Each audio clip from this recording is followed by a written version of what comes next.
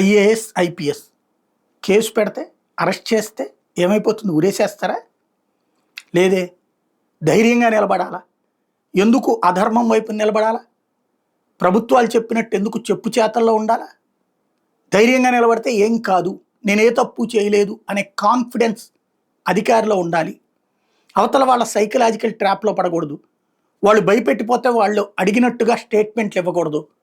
వాళ్ళు కోరుకున్నటువంటి విధంగా చేస్తే తర్వాత మళ్ళీ మనం జీవితకాలం ఫేస్ చేస్తాం.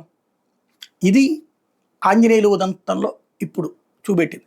ఆయనకి ఒకటి జత్వాని కేసు అయితే, రెండవది వచ్చేటప్పటికి ఈ ప్రధానమైనటువంటి ఏది రఘురామకృష్ణరాజుని కొట్టారన్నటువంటి కేసు ఒకటి, మూడోది వచ్చి ఏపీపీఎస్సీలో ఏదో జరిగిందన్న కేసులు, 3 కేసులు పెట్టడానికి సిద్ధపడుతున్నారని తెలిసిన తను బెయిల్కి అప్లై చేసుకోవాలి, ముందస్తు బెయిల్కి అప్లై చేసుకోవాలి.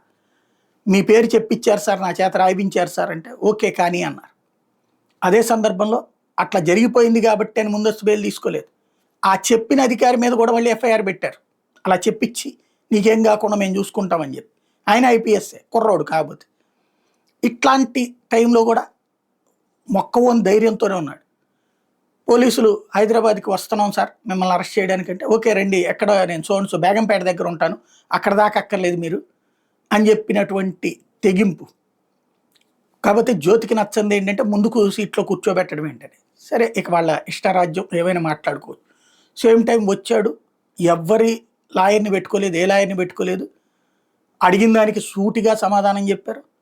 ఆ తర్వాత మ్యాజిస్ట్రేట్ దగ్గరికి తీసుకెళ్తే ఒక రోజంతా కూర్చోబెట్టి 3 గంటలు, 4 గంటలు, 5 గంటలు కూర్చోబెట్టి అడిగినప్పుడు నిర్మోహమాటంగా ఎస్ ప్రభుత్వంలో ఏం చెప్తే అది చేయాలి, ఇప్పుడు నువ్వు ఎట్ట చేస్తున్నావు, నేను అట్టగే చేస్తున్నాను.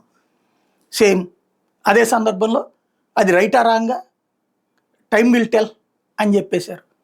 ఎట్ ద సేమ్ టైం సంతకం పెట్టమంటే ఓకే రాసుకున్నారు, సంతకం పెట్టించారు. At the same time magistrate దగ్గర మీరు లాయర్ని పెట్టుకోరంటే అక్కర్లేదు నేనే చెప్తానని చెప్పి డీటెయిల్గా మాట్లాడారు. తర్వాత రిమాండ్ అంటే ఓకే అన్న, జైలుకి వెళ్ళాడు. ఓ రకంగా ఓ తెగింపు ఐఏఎస్, ఐపీఎస్, ఇది ఒక రకమైనటువంటి పాఠం. భయపడే వాళ్ళని భయపెడతారు, భయం లేదనే వాళ్ళని ఏం చేస్తారు అన్నటువంటి తెగింపు. బట్ ఆంజనేయులు వదిలిపెట్టేందుకు సిద్ధంగా లేరు. నెక్స్ట్ 2 కేసులు పెట్టి తనని కనీసం ఒక 2-3 నెలల పాటు జైలు నుంచి బయటికి రాకుండా చూడాలన్నటువంటిది ప్రయత్నం. ఏం జరుగుతుందో చూద్దాం.